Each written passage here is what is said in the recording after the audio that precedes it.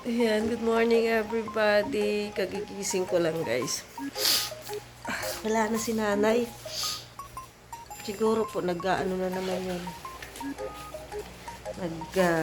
Nag-garden. Kasi may dala ako kagabi na sili galing kay Ria. Ayun natin ang ilaw. Ay wala na siya dito. Malamig guys dito sa umaga.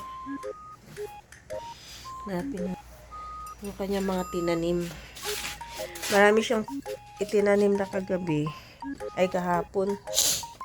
Ayan o. May mga bakod para hindi daw po anuhin ng manok kay ng manok. Yan yung mga binili kong buto kahapon. Tapos itinanim niya. Ang dami na po. Hanay-hanay niya. Yan. Pag nabuhay po yan, meron na tayong libreng gulay. Ang linis na dito guys, oh. Tingnan nyo. Libangan niya to eh. Nay! Aba, ang aga nyo naman pala dyan. Ha? Tinatanim na kaya ni Rhea kahapon nang hingi ako. Ang sili guys. Sili ba ito? Sili na labuyo. Ay, labuyo pa rin sa dami. Sa dami, akala ko malaki sili. Sili labuyo daw yan. Ang halang. Aba, nandito na agad yung mag-asawang manok. Oh, yung magjowa. Lalo ko ng takip. Kaya nga pinakay. Ang aga nyo namang manok kayo.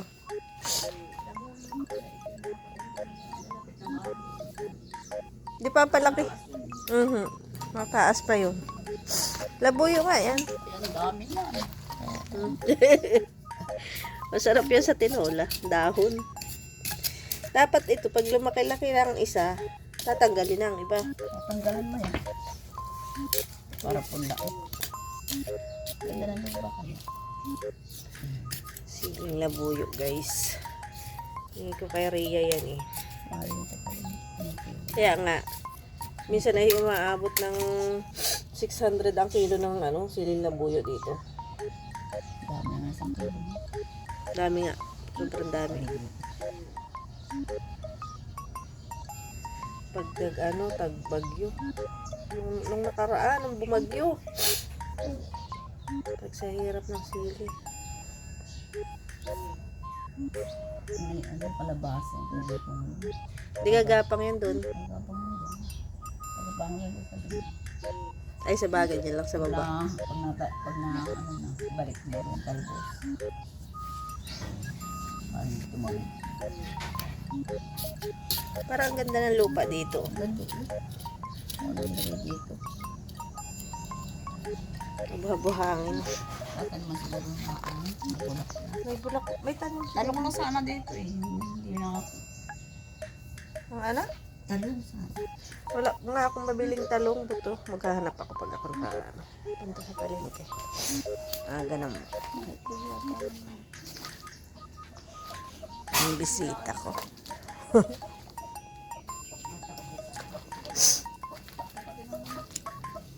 Aking bisita guys. Oh. Magjowa. Magjowa yan. Lagi sila dyan.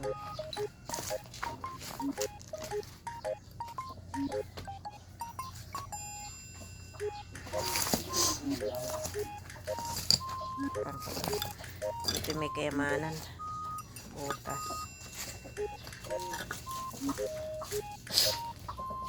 Tignan mo. Ay, itlog yata siya. Ang sweet naman nila. Meron pa pala siya dyan. Hanggang mo ganyan. Ang dami. Ang dami talaga. Sili pa lang ano yan eh. Ang dami pala pinuha ko doon. Ang dami po sa Rhea eh. Naglilipat siya kahapon. Tataas yan. Ayan, ang dami. Maliliit pa lang.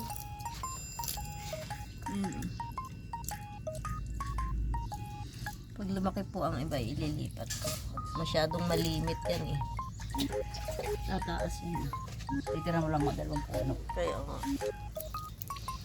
Sa mga puno ng ano, mga ganito puno ng ko. Papaya. Gusto niya isang malilong.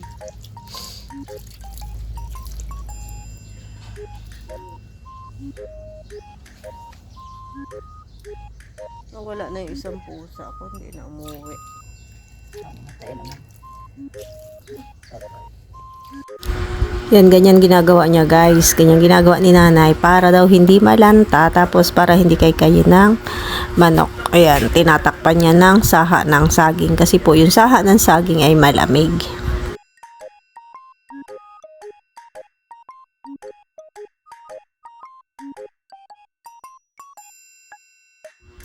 Ayan, doon sa kabila guys, ayan, si nanay, yung matanda din doon, is nagdidilig ng halaman. Ang gaganda ng mga halaman nila doon guys. Ayan, gusto ko yung mga ganong halaman kasi namumulaklak siya. Masarap kasi sa mata kapag ang mga halaman o yung tabi, yung bahay ba, paligid ng bahay ay maraming halaman. Masaya pong tingnan. Tinakpan niya ng saha. Aba, isip na isip si nanay. Ano pang naisip niya? Yung lalagay dito, Haharangan. anong manok din yun eh, kahit nagayan. Bakit may isang tugay? Alam ko yun. Pinutol yung balinghoy. Kasi yung alis na tuyo na yan. Ano siya?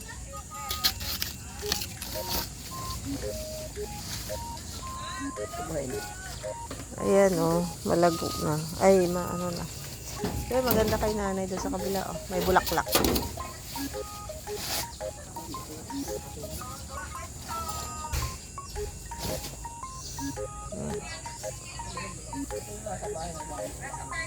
Hmm. Masipag mamulaklak yan oh.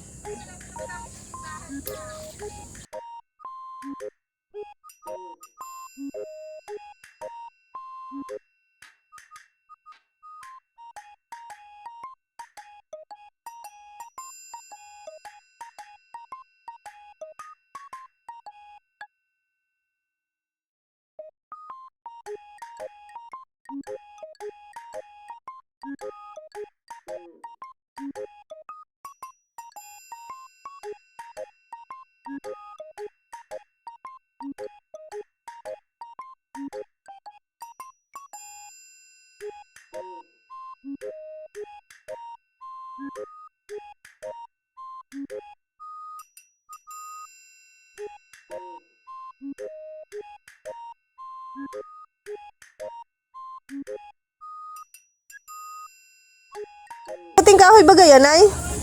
Parang po ko ka rin patay na. Ay, so. Hindi bawasan. Binawasan ko na nga yan, tinanim ko. Aba, may dahon na oh. Wala, ang bilis lang.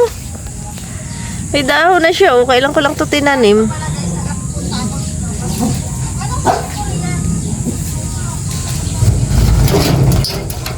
Ito kasi ay nahapay. Yan ah. Tingnan nyo, may dahon na guys. Oh. Diba? Mabilis lang siya dumahon. Lagyan ko ng bato at masasagi. Dapat may harang siya dito kasi pumapasok ang aso dyan.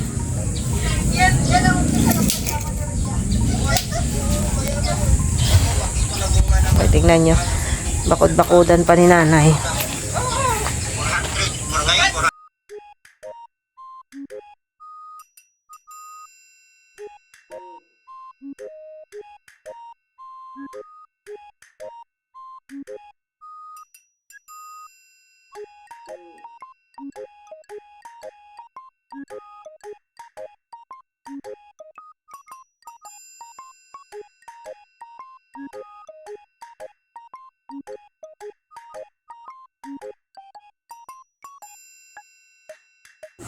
Tinanggal ni nanay yung ano na guys oh.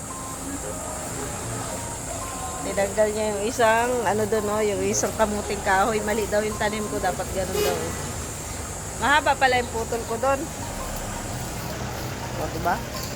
Ganda na ng kanyang mga tanim. Umaga hapon yan siya guys, dyan, libangan niya. Sa hapon, kapag malamig na, dyan uli siya. Dami na siyang naitanim, oh. Kape na kayo. Mag-init na ako ng tubig.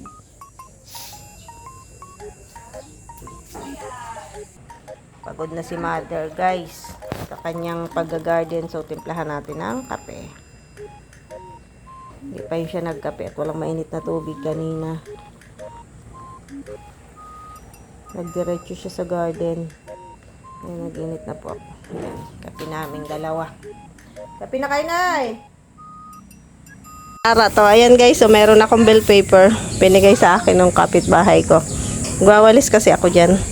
Habang nagkakape, nagwawalis. Ha? Bigyan nyo sa akin. Ayan o. Tatanim. Malalaki na siya o. Pawalisan ko dito. Naputol na to. Pagkuha. Tapos dito tayo. Babalisan natin dito. Malawak din tong ano to guys, yung sa labas. Lilinisan ko. Ang pinakambakod nito, ito palang uyer. Pero pag magbakudan to ng maayos, gaganda to guys. So, ang ginagawa ko, yan, para hindi siya exposed. Bakudan muna natin ng mga halaman. Yun siya, yun nagbigay sa akin ng bell paper. Bait si ate. Ganda ng halaman nila dun. Tanggalin natin itong mga damo. Ayan, ang dito guys. Para malinis. Ang linis dito ng mga yung mga sa paligid nila.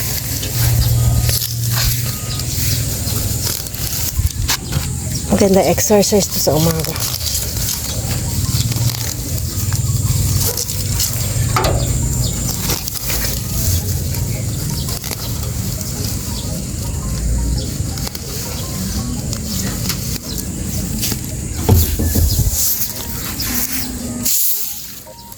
Lalagyan ko pala ng malaking bato dun. Kasi pumapasok dyan ang pusa. Paaso kasi nakaangat ito guys. Nakita ako malaking bato dito.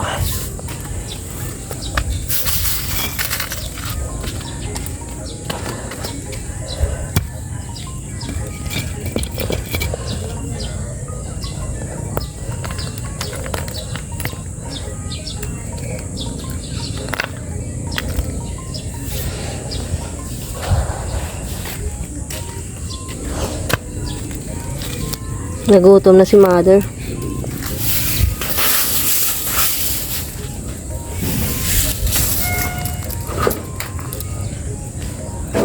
Hindi matibay. Talian natin to. Hanap ako ng alambre guys. Tatalian ko to. Nagutom na kayo? Ano ulam nyo? Kape. Nagutom na siya guys. Ang aga kaya. Bagoong ang ulam tsaka kape. Di pa kasi ako nagluto. Nag-edit ako. Ayan.